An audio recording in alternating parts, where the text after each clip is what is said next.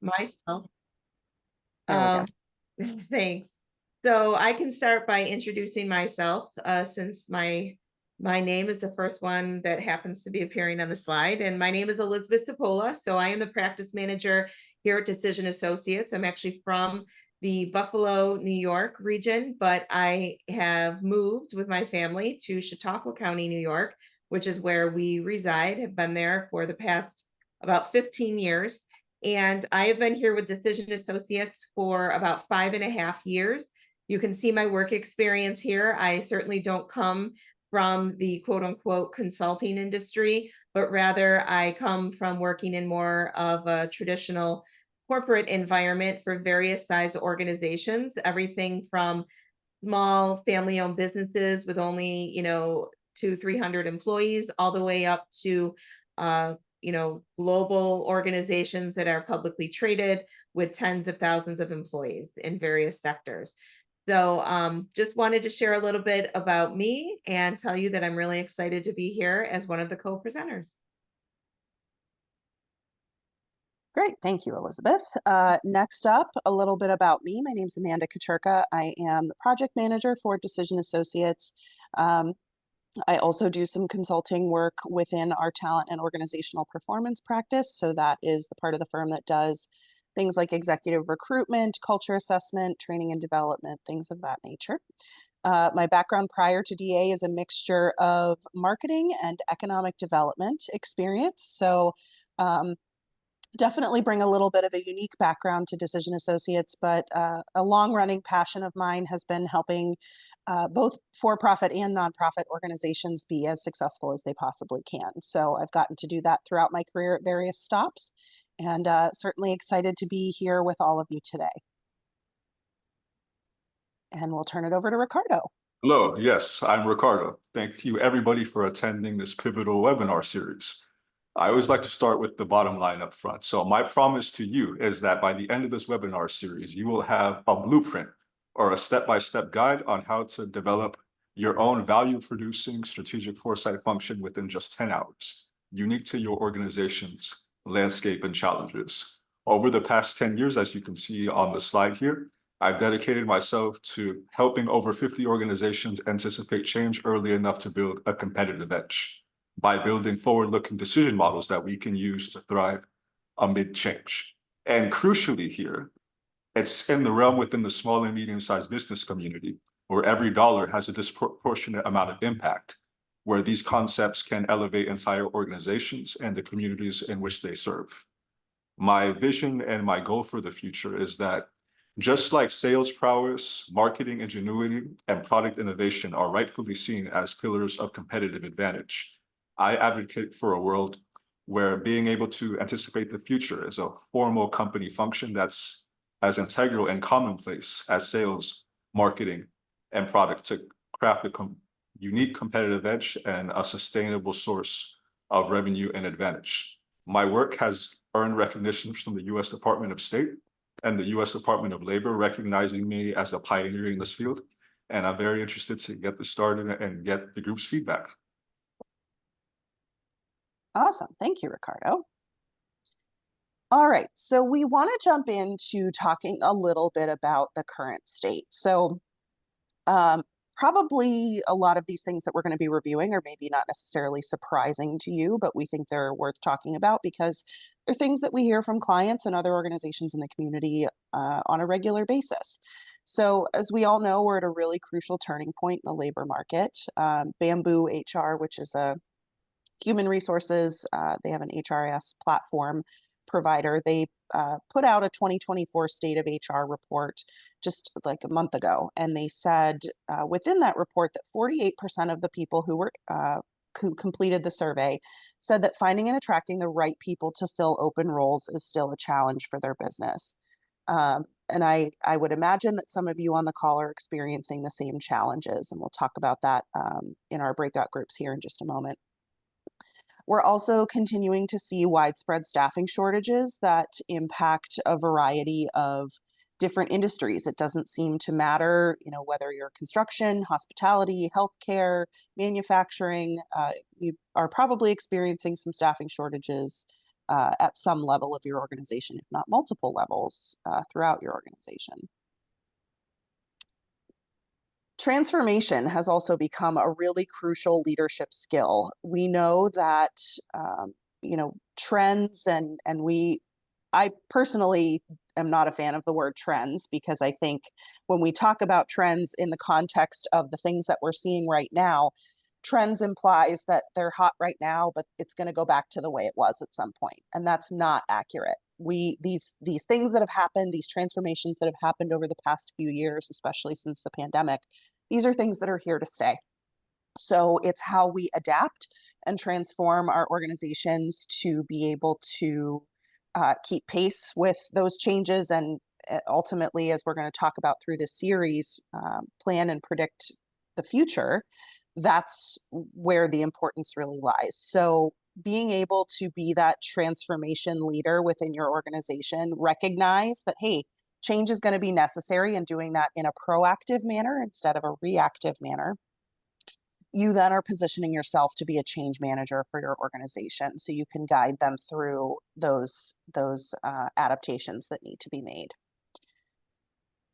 It also means creating a culture that can support both productive and collaborative work environments where team members aren't afraid to take risks. As we're going to see when we lead you through an activity a little bit later today, there's going to be some level of risk associated with making changes for the future. That's just, how transforming a business and how adapting to what's coming down the pipeline, that's how that works. So there's that level of risk, but making sure that your team feels comfortable with taking those risks is really important.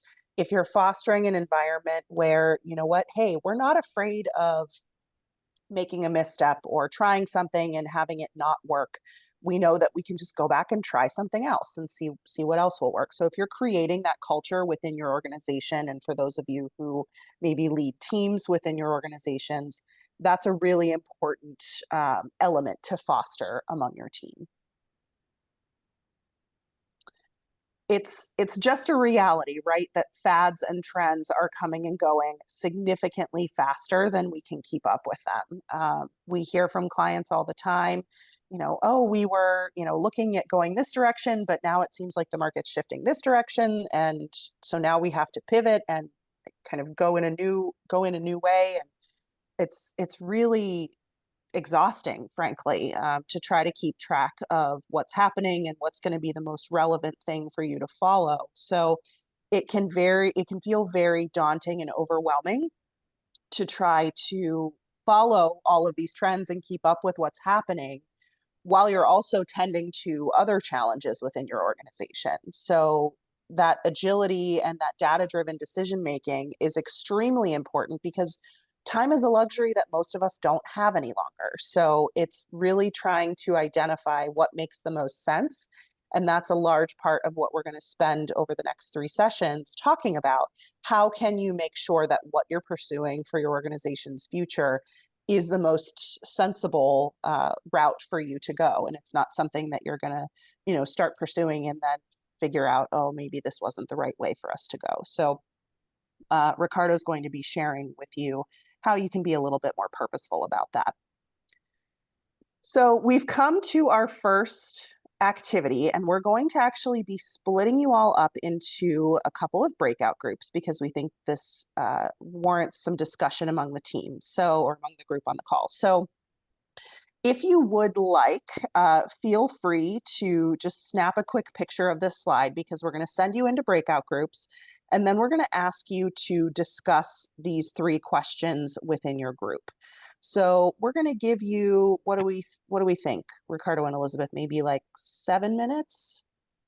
I was going to say 6, 2 minutes per question. Okay, there we go. So we'll go with 7, just in case we've got anybody who has a lot of thoughts on these topics, to give you time to share those. So we're going to send you into breakout groups. We want you to discuss these 3 questions, and then we're going to bring everybody back to the main group.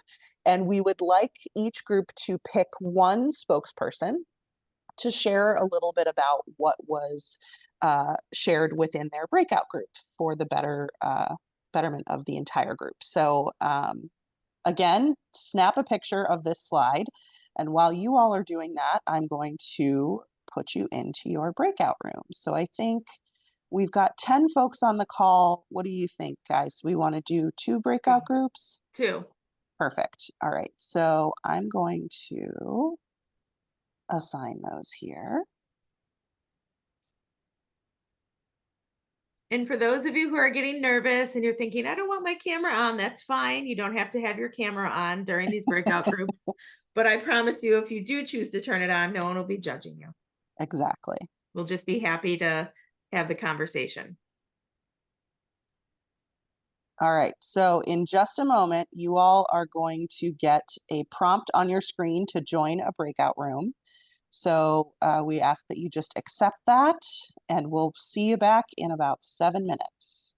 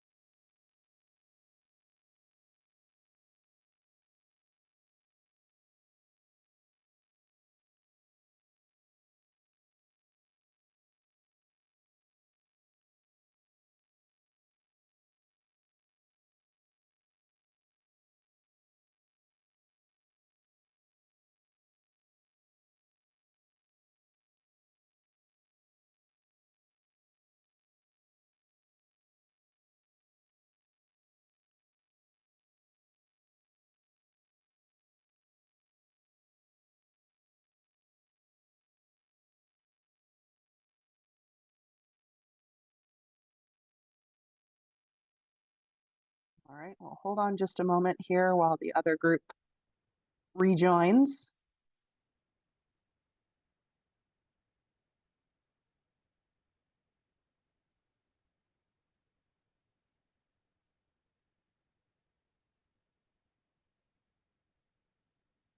Oh, Elizabeth, you're muted if you said something. I noticed that. I was just unmuting. I just have a thought that I want to share with everybody just for a quick second once the whole group comes back together.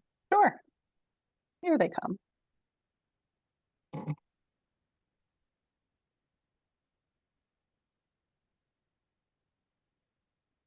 All right. Hello, everybody. Really great to have everybody back. And it looks like we've picked up a few people along the way.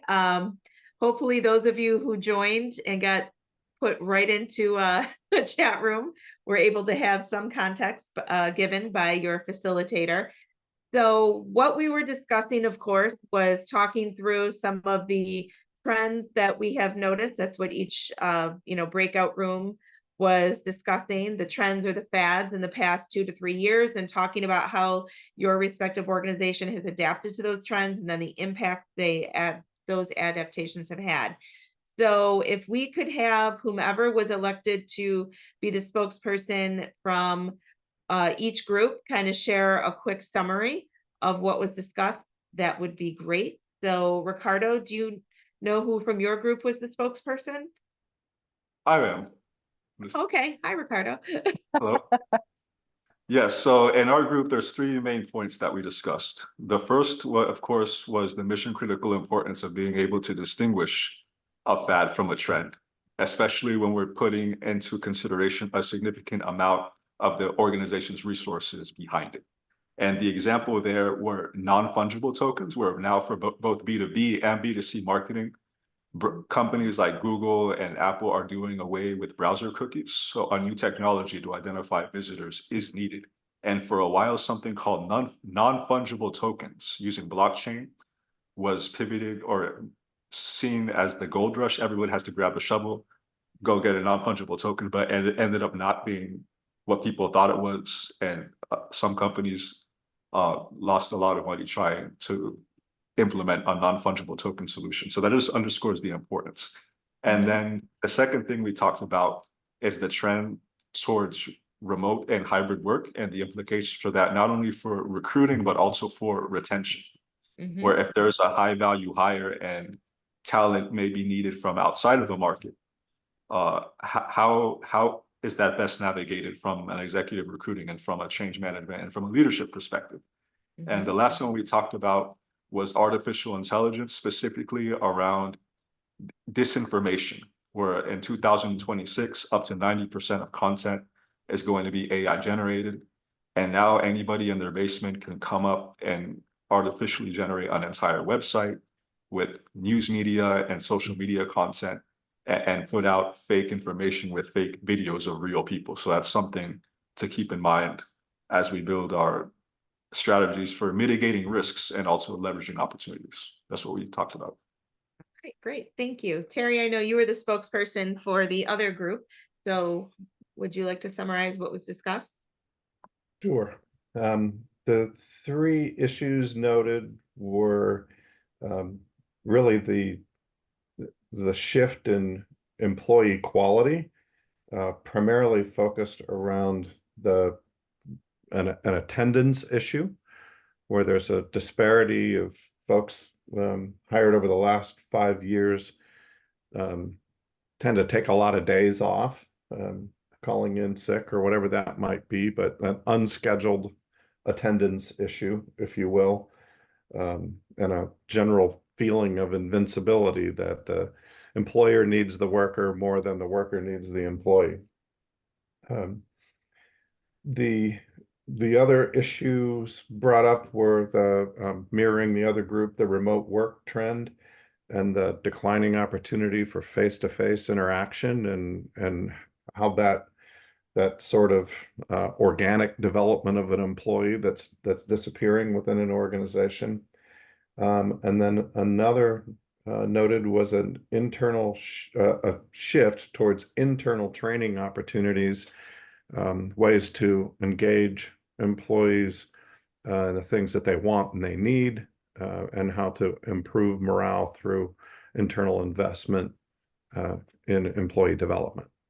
All right, thanks.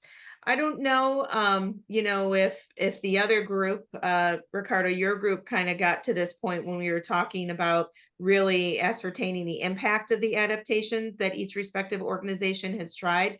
But whether you're in the for-profit or not-for-profit industry, it really doesn't matter, because at the end of the day, one thing that I think is worthy of mentioning is, because was an observation from our group, one thing I think is worthy of mentioning is some of the things that you are doing to try to adapt and positively impact the trends that haven't been favorable for your organization certainly will work for some members of your population. It doesn't mean that you then, think that everybody else is a lost cause. It's about building upon that and figuring out what else can be done for the other, members of your population or stakeholder groups to whom you're trying to have a positive impact. So I would just encourage everybody not to look at it too, in terms of it has to be this or that, but instead of that, say, okay, what else can we do? How else can we approach it? So that's just something that I thought would be worthy of mentioning, is really reframing your mindset as leaders on how to build upon ideas as opposed to choosing between ideas. Definitely. That's a great add, Elizabeth. All right. So thank you all for participating in the breakout groups and sharing your thoughts. So now we are just going to summarize a couple of points that we made through the current summary section of the presentation. So, we know you have open positions. They're tough to fill. There's less people doing the work. So you've got that issue. Then you have, these fads and trends that are moving faster than you can keep up with them. And many of them are here to stay. So they require permanent adjustment within your organization. You really need to train your teams, but that takes time to develop the actual training program and the content and the time to participate. And your staff is already at max capacity. So you're putting more on their plate, and that can be really tough. And you may encounter some pushback from the team with that. So, you're trying to stay relevant through these market shifts, and you're trying to plan for the future, knowing that the landscape is going to look different even this time, in 2025 and the following year and so on. So it can feel a little bit like you want to slam your head on your computer. So we understand that. We understand that it can be very frustrating and feel very difficult to keep up. So that's why we want to talk to you a little bit about how you can plan for the future. You can stop wasting your time and your resources, get a clear direction instead of constantly following the latest fad and struggling to keep up with every little change. What if you could know for sure what markets, what customers or clients, products and services make the absolute best sense for your organization to pursue? What if you could know that for sure? That would be amazing, right? So I'm actually going to turn it over to Ricardo to provide you an example of what this could look like. And then we're going to do a little activity that will help you start to frame this for your own organization. So Ricardo, I'm going to turn it over to you.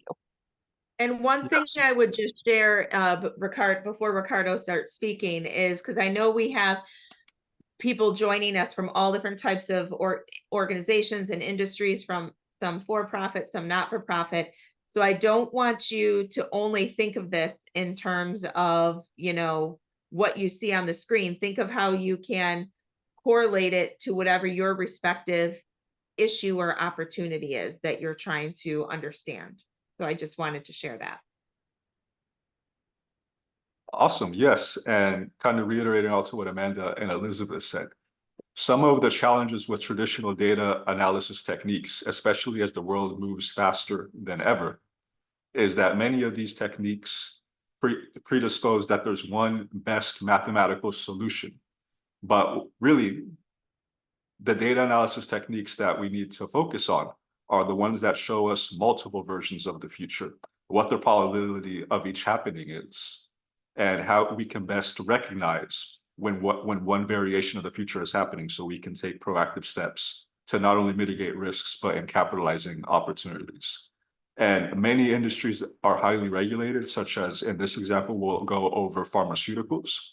But there's also a lot of very similar challenges to any highly regulated industry, such as aerospace and defense, automotive, and on the nonprofit side as well, especially with localized communities and figuring out what donors really want to be able to get out of their nonprofit contributions and what would resonate for them to get more funding. In this particular example, we're going to be talking about a standout example that's a precursor to scenario planning. And then we will be conducting a scenario planning exercise together. In this particular case, a pharmaceutical manufacturer was at a crossroads, facing a turbulent time due to impending regulatory changes by the FDA. And their response was scenario planning. It's a critical tool that we're exploring and allows organizations to anticipate shifts before they materialize, setting a course for future success. Moving on to the next slide.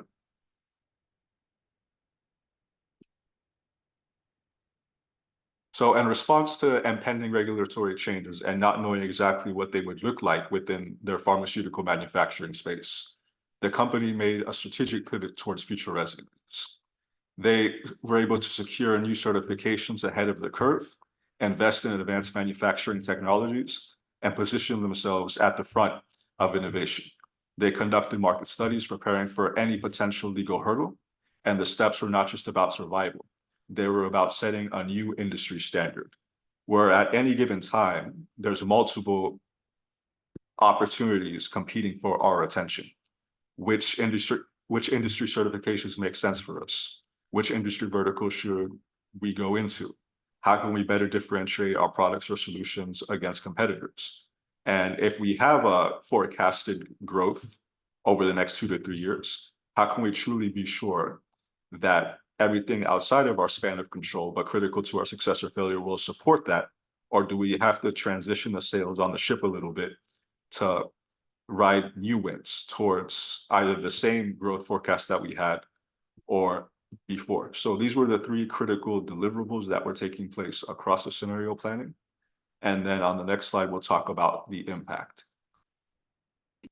So for this specific pharmaceutical manufacturer, they were able to survive and stay in business when 80% of their competitors had to unfortunately exit the industry because they were caught off guard by the impending FDA regulations.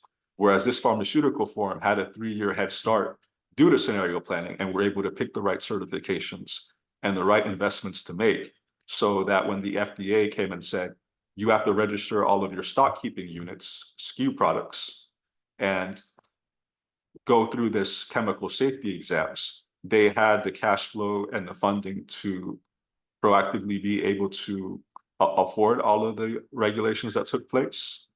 And they also had a plan on how they were going to upsell and go into the new market segments to help iterate on what they needed to do to keep their product in compliance with not only existing consumers, but the new consumer markets that they were targeting, which would not have been possible without this anticipation of regulatory change.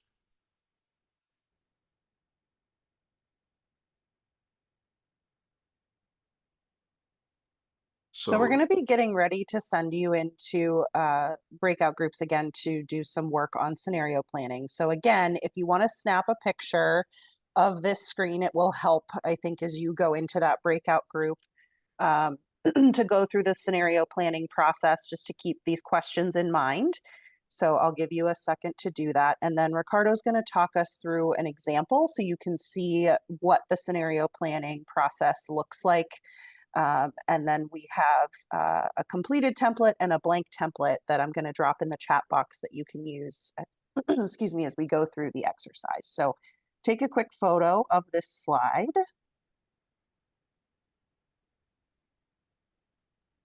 Alrighty, and then I'm going to move to the next one. So Ricardo, if you want to talk everybody through kind of the graph that's here on the slide, and then I have a completed version on the next slide. Yes, so this goes into, now that we've talked about trend analysis and scenario planning, how does a company actually go about doing it? And this is a template that I've used with board level audiences and as well as individual contributors across many different industries, including the FDA pharmaceutical example that we just went into. And to be able to quantify what a potential trend means to your business, it's not enough to do online research and figuring out what's being talked about out there in terms of trends like artificial intelligence or about any trend. It has to be related to the organization to be actionable. And being able to have a sense about what the trend is, whether it's an opportunity or a risk, when it will start to have impact, the probability of it to your business, as well as the impact and the potential outcome in terms of the upside or the risk, is critical on being able to put stakes into the ground for us to be able to say, these are the trends that we are now keeping a pulse on in real time, and we'll be ready for a full spectrum of different scenarios that will come to us in our marketplace based off of these trends that are moving the market and how they're likely to actually manifest themselves either between us, our customers, or our competitors. It will make more sense when we go to the next slide with the finished example. Or actually, before the finished example, here we have potential data sources where we're forecasting trends. And all the way on the left-hand side, we see what are potential data sources that we can use to forecast trends 12 or more months in advance.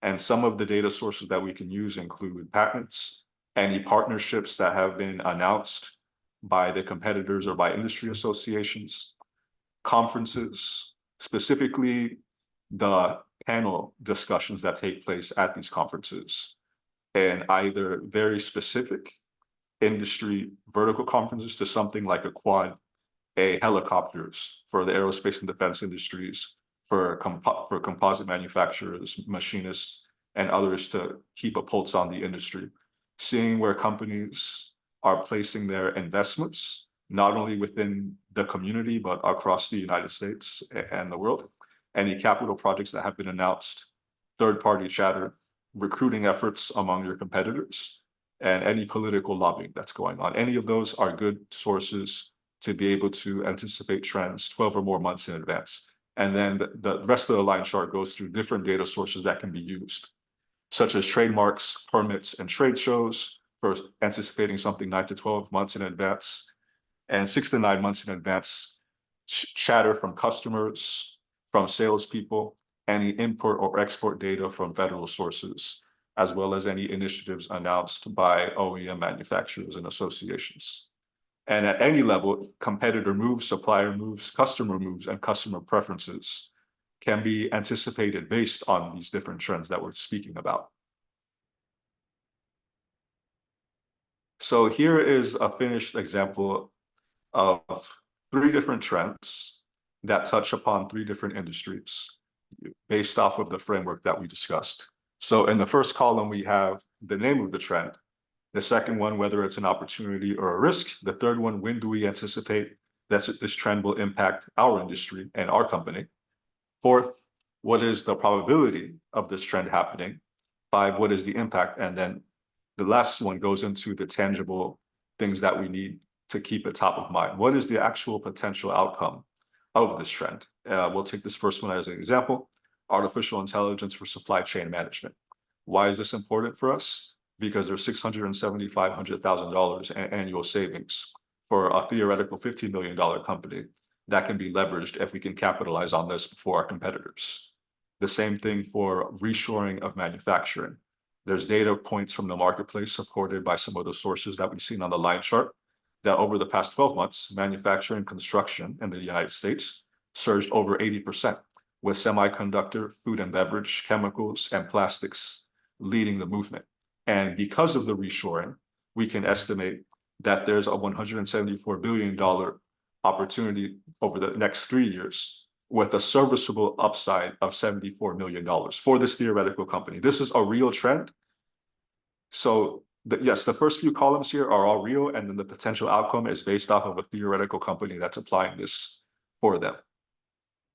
And then less people donating to nonprofits. If less people are donating this to nonprofits, it's important to step up calls on existing supporters on how we can capitalize on them. And it's not necessarily a matter of just asking them for more funding dollars, but perhaps there's ways to donate airline miles or hotel points to stretch funding. That's a trend that we're seeing.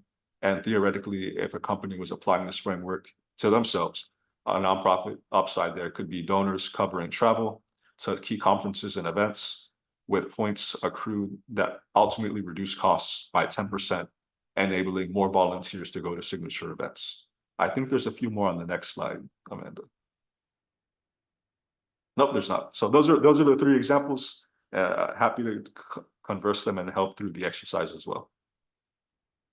All right, so what I'm going to do now is I'm going to share in the chat box a link to the file that we just reviewed. So you all have a version of it that you want to, if you want to work on it, you know, on your computer now, or if you want to just talk through it, that's fine too. Totally up to you.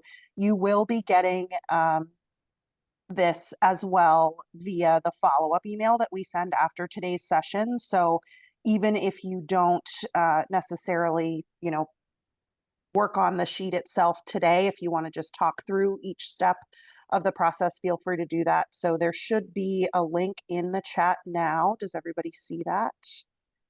Cool. So if you click on that, it should allow you to open the document. And there's also, if you hover over the link, there's a little download icon. If you want to just download it and open it that way, you can do that. So just give it a quick second. Is anybody having issues with that working?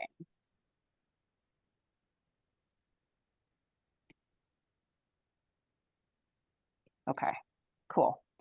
So again, we're going to send you into breakout rooms. So if you'd like to discuss this as a group, feel free to do that. Sometimes it's helpful to bounce ideas or things that you're thinking off of others. And then we will be in the breakout rooms as well. So if you have questions, if you're having trouble with something, let us know. So how long, what do we think, guys? Maybe Elizabeth, you're muted.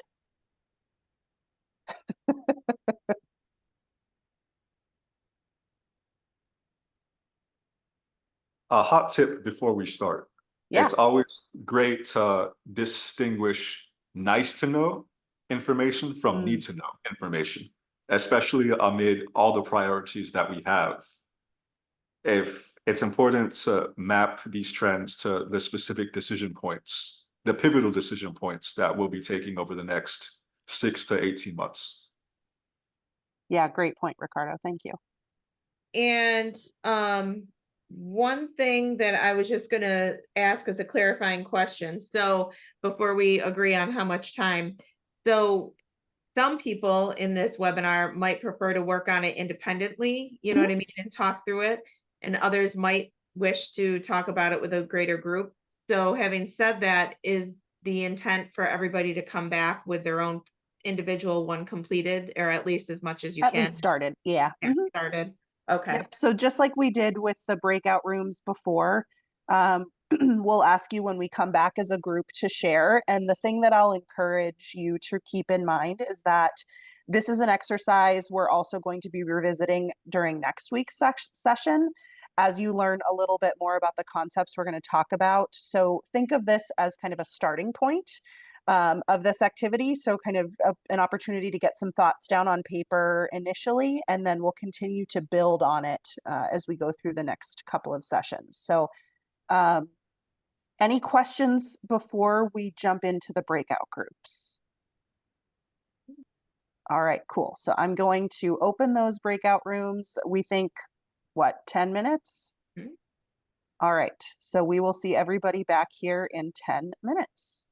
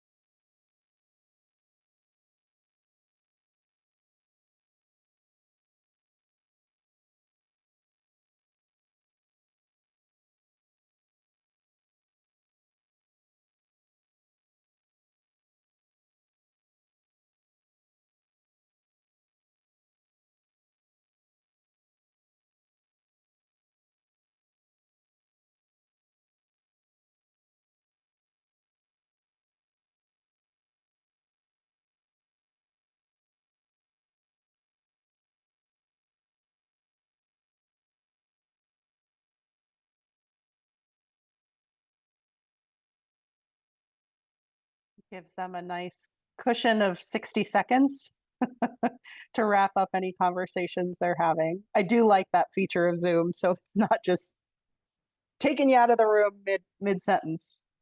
It drives me crazy though, how it keeps muting me after I've unmuted myself. That's the one thing. Every time we switch.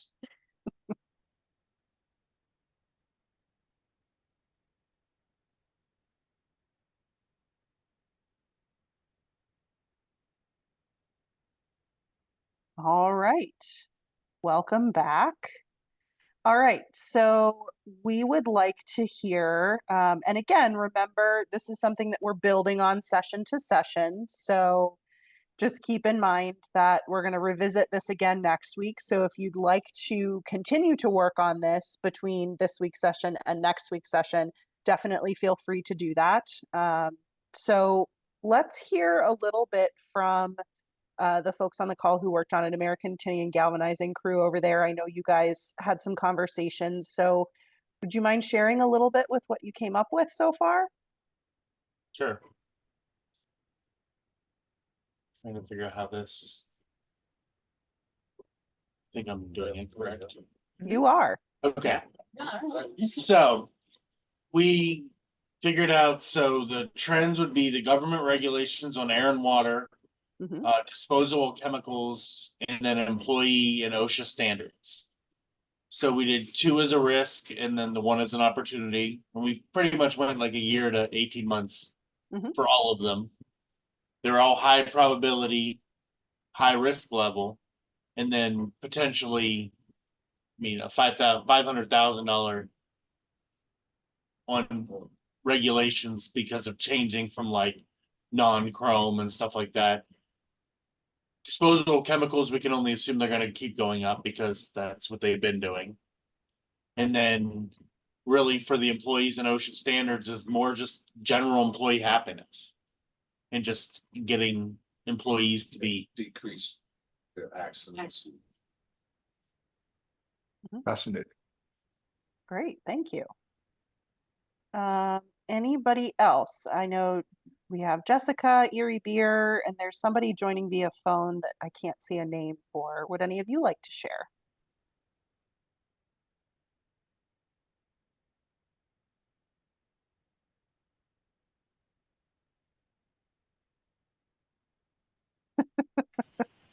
I can share.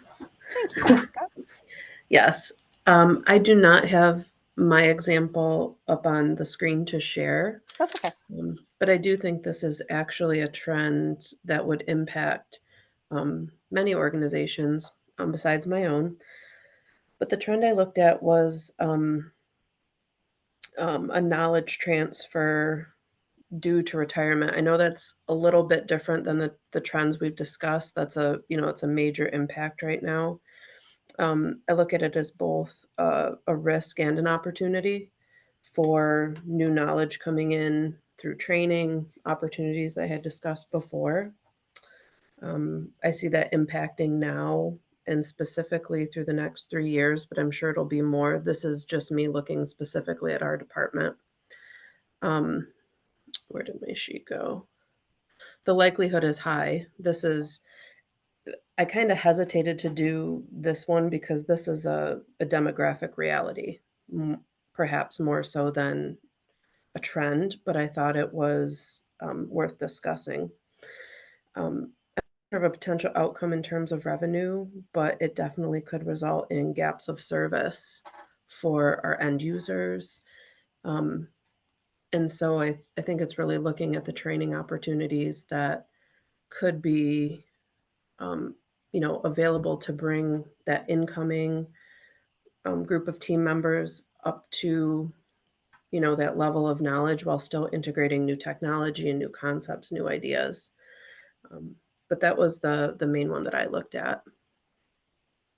Awesome, thank you. All right, so we've got just a few minutes here, so we want to sort of summarize and close. Let me see here. All right, Ricardo, I'm going to turn it back over to you. Excellent. So yes, the activity that we just did is a precursor to scenario planning. And scenario planning, as we discussed, is not only about mitigating risks, but also unlocking new opportunities and prioritizing those risks and opportunities that can give us a source of competitive advantage and a competitive environment. So we become the customer's resource of choice and not resource of mandate, by being able to stay on top of what's happening within the marketplace to ultimately satisfy the needs of the customers better than anyone else. And then the exercise that we just went through, in the scientific realm, they call it strategic foresight. And what is strategic foresight in terms of being able to apply it within an organization?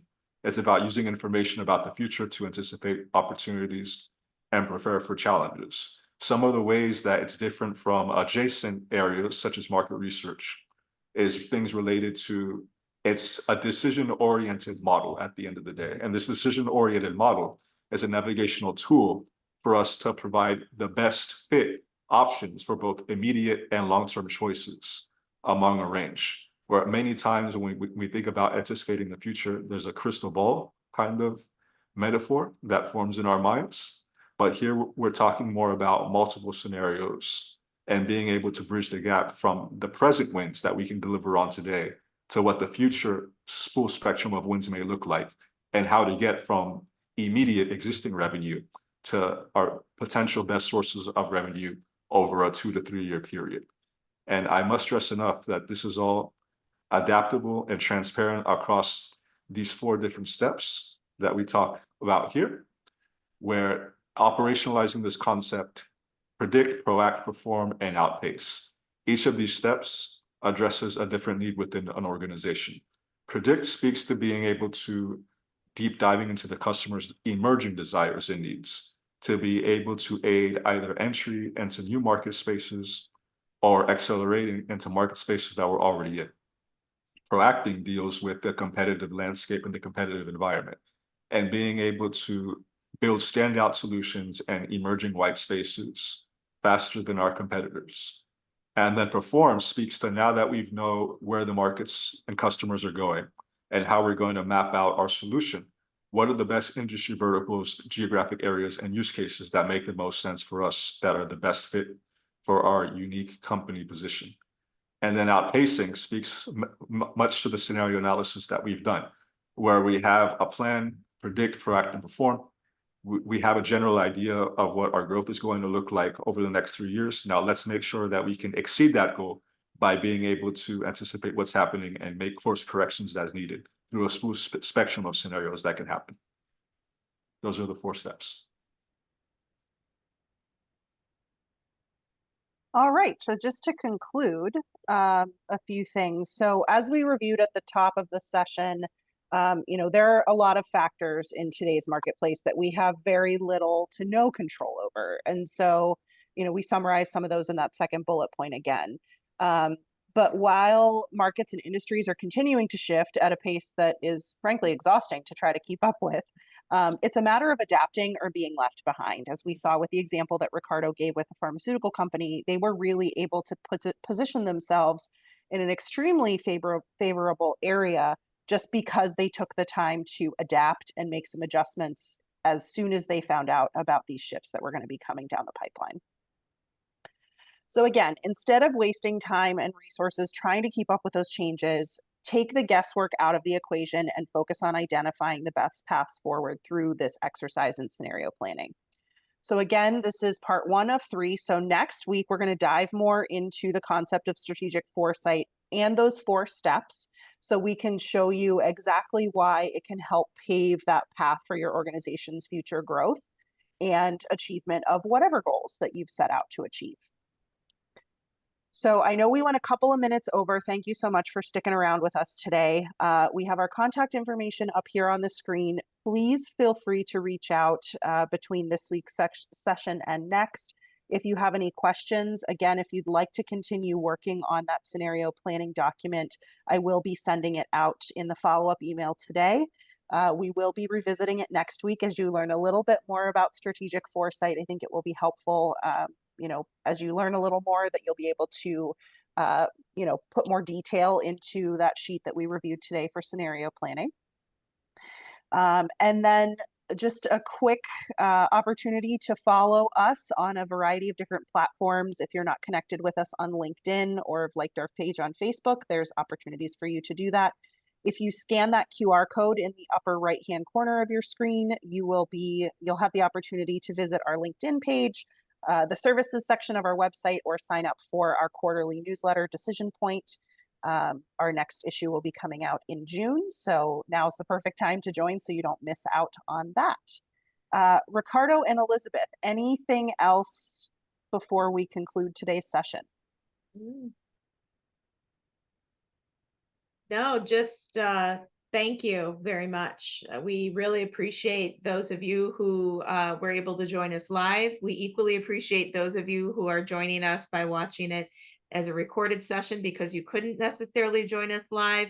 And, you know, kudos to you for recognizing ahead of the curve the importance of paying attention to having a more strategic perspective on what to do about helping your organization to grow and improve in the areas that are most mission critical before it is something that is needing to be done out of survival.